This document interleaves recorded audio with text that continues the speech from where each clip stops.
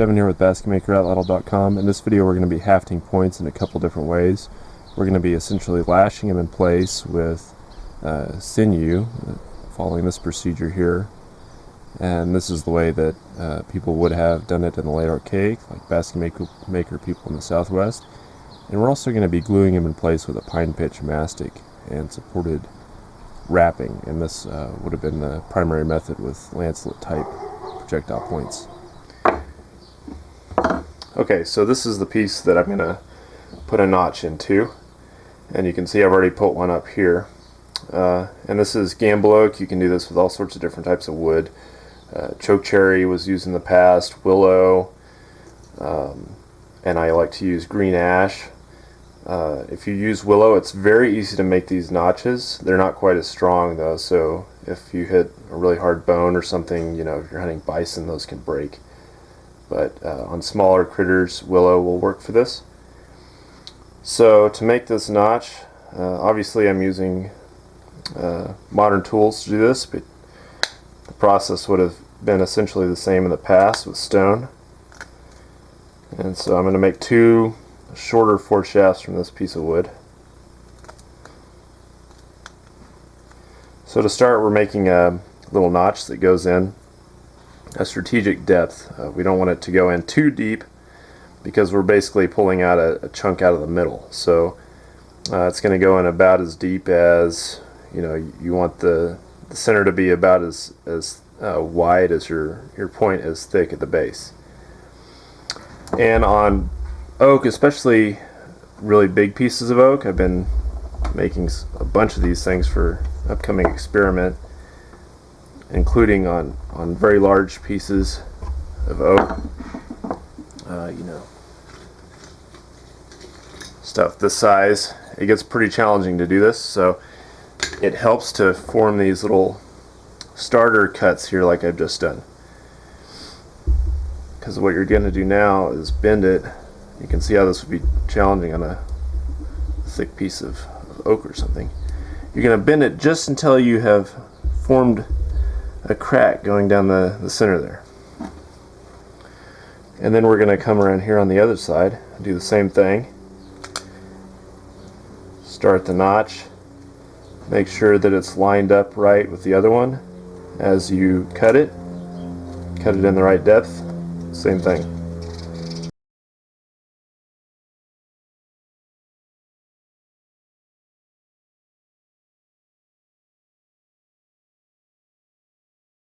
Okay, so now we've got cracks running down on either side of this.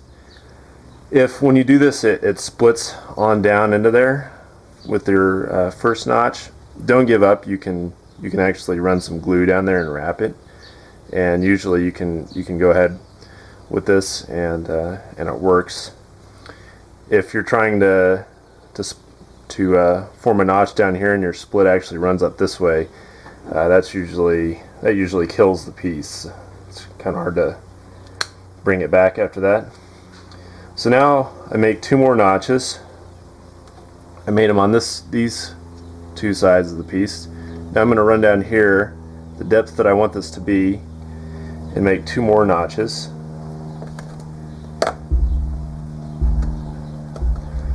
And then I like to use the point of my knife. This is why it's important to use a fixed blade knife, because you may be putting a lot of pressure into this. You don't want it to close on your hand. I'll go ahead then and make some little cuts going in, and then you can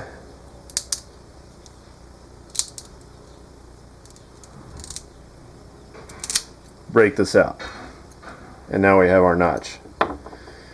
And we do find tenons like this where they didn't, you know, put one at the end of another foreshaft. If you just had this was the end of the piece of wood and you're going to discard this, we find these tenons archaeologically in caves, and it's a sign that people were probably hafting points there. So that's how we form those notches, and you can control the depth. You know, you can make some of these pretty deep, but it's hard to get them down there too deep. but this was a method that people were using in ancient times, and it works really well. Okay, so now for the experiment, I've been working hard making a lot of these things, and I tend to make a bunch of them and then fit them to a bunch of points for the experiments. You can more carefully control the depth and the width of this for a particular point, and then it's just a matter of finding a point that fits it. For me, or for you, fitting the point in there, and you're turning it, making sure that it lines up right. This one actually fits really nicely. If you need to, you can come in with your knife and remove material just like this from the interior to make it fit better. So it's better to start with the notch being a little bit more narrow than you need. And then after that, you can whittle this down so that it tapers nicely, sand the foreshaft, or scrape it, whatever, to smooth it up, and of course do the notch where it's going to fit into the main shaft before you haft the point. Okay, so at this point I'm going to go ahead and haft 2 points. I've already fitted these 4 shafts. These are experimental points, so I've numbered them, keep track of everything. And we're going to start with this little corner notch one. This is very similar to what basket maker people in the Southwest were using. This was a common point type in the late Archaic across the Great Plains, and they were probably hafting them this way. We find a lot from dry areas in the Southwest that were hafted just like I'm about to show you. So kind of fit it in there, get it oriented right. Okay, that looks good. So now I'm going to be using, obviously I'm using modern tools and stuff for this, so it doesn't really matter. I'm just going to use this Titebond Genuine Hide Glue. It's a really nice thick hide glue. It has some additives to keep it in a liquid state longer in the container. Otherwise it's pretty much hide glue, and it's really strong and very convenient.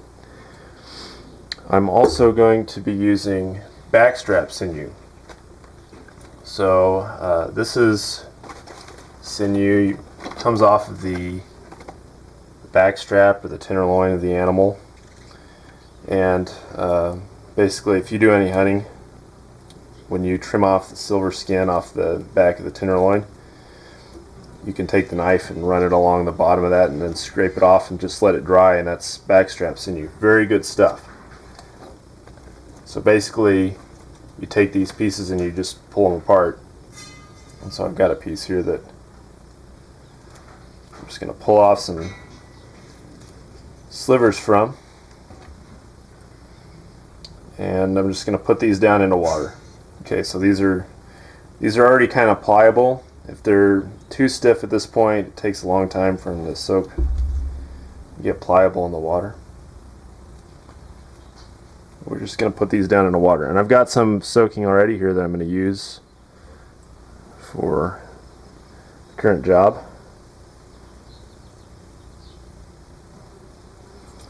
We'll get those ready for the next one. And to haft that lancelet point, they like to take, or they need more sinew because you're going to wrap up more of the base of the point. So I'll put a few more in there than what I need for the corner notched one. Alright, so take our hide glue. Obviously you can do this with more traditional hide glue. If you want to make your own, that's fine.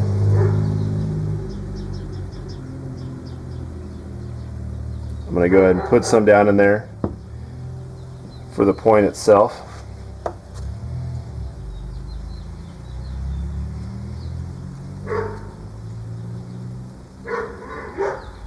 Okay, then I'm going to put some hide glue on the wood, just kind of get the wood tacky so the sinew will stick to it.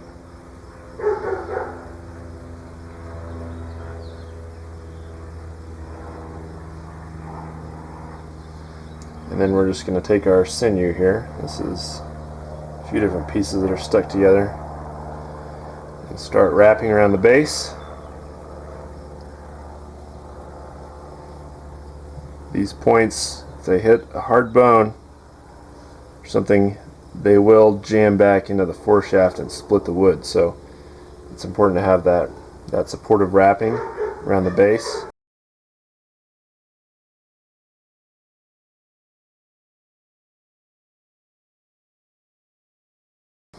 Okay, so now we're just going to make kind of a crisscross wrapping. So there's no real pattern you have to follow for this, but this sinew will dry hard and hold this point in place.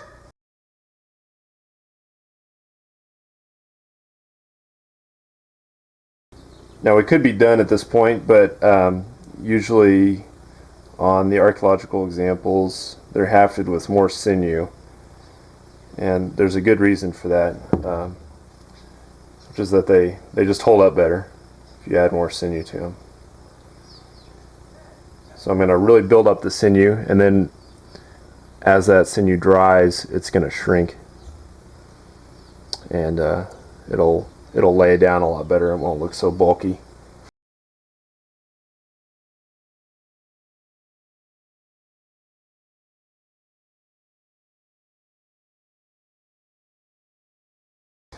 And that's pretty much it. So pretty simple once you get the method down.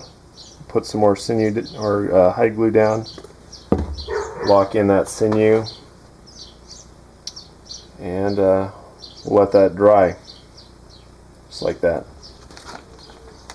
Okay, now the next point I'm going to have is this one's by Napper Zach on Instagram, or Zach Hansen. He makes a lot of really nice archaeologically accurate projectile points, so check him out. The other one was by my buddy Kevin Verhulst. He's a real caveman, so you won't find him on Instagram, unfortunately. This one is kind of a fluted Clovis type point, and I've got a big heavy foreshaft here for it because we're gonna try and launch these things on some heavy darts at the next bison and see if we can get penetration through ribs. In the last bison experiment, we found that if you have a long fluted point and it actually is hafted deeply into a notch, it actually has a lot of leverage to break those notches. So that was interesting. So now we're trying it on some heavier oak foreshafts. So I've gone ahead and made some pine pitch, and I'm going to use my heat gun. And we're just going to heat up this pine pitch with my heat gun. This pine pitch is, I believe it's mostly ponderosa pine sap, some ground up rabbit dung, and charcoal. About 50% pitch to 25% of the other two.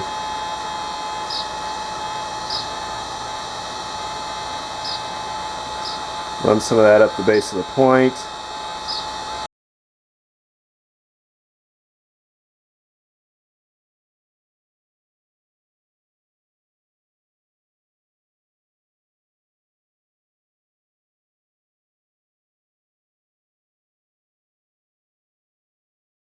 And then we're just going to heat that back up once we've got it on the base of the point.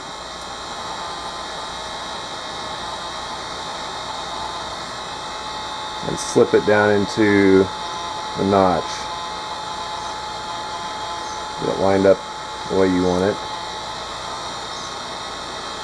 You can heat it up in the notch as well.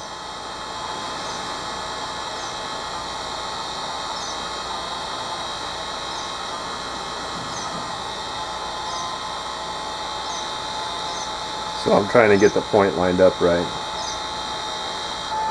Okay, but now it's in there, and I mean, the stuff holds pretty well. Pine pitch holds well for like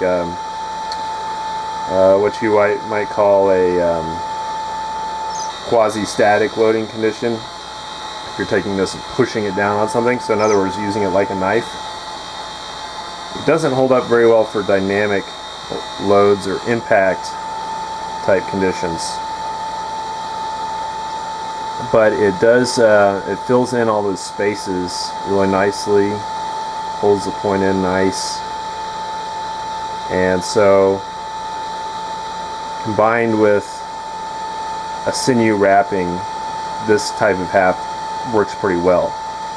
If it impacts something hard, chances are good that the resin or that pine pitch bond will break, but the point's going to stay in place. And so from a hunting perspective, that's what you want. It doesn't have to be durable enough to last several different shots, and that's the case with the other hafting method as well. You know, these were meant to be strong enough to get the point into the animal to punch through bone if they needed to, and then you would fix them later if you needed. In both cases, the sinew is going to get soft as it contacts the body of the animal. Okay, so I've added some extra pitch around here, just kind of globbed it on there. I'll go ahead and add some more on this side.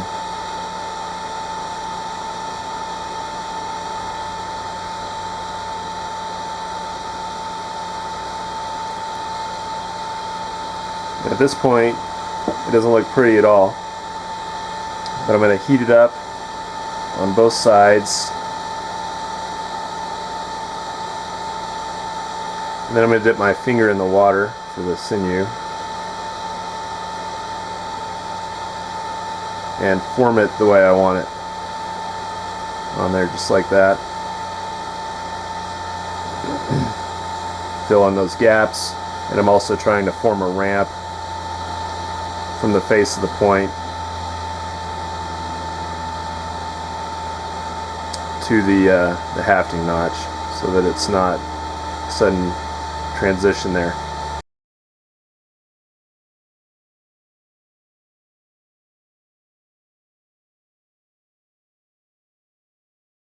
And then to get it kind of nice and smooth, right now it's a little bit bumpy where I've been pushing on it. It's got some fingerprints in it. To get it nice and smooth, give it one final pass over with the heat gun, and that'll give it a nice slick finish. Some final molding here. That looks fine.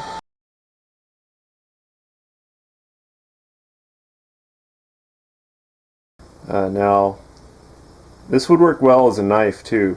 So this is a good way to haft knives, and certainly paleo people, including cloves people, were using their points as both points and as knives. Alright, and at this point it's the same thing. I'm going to put down some of my hide glue on the wood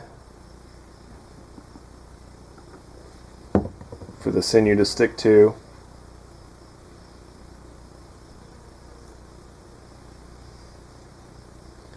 And then we're just going to wrap up the base of the point. And Zach has ground the base of the point just like people did in the past. That's very important because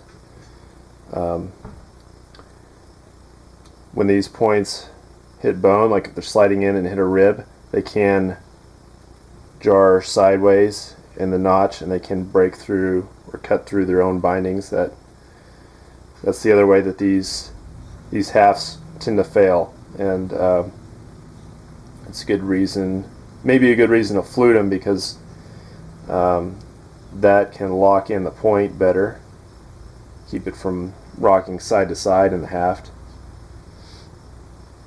But certainly the point cutting through its own sinew bindings is very common when they impact bone. So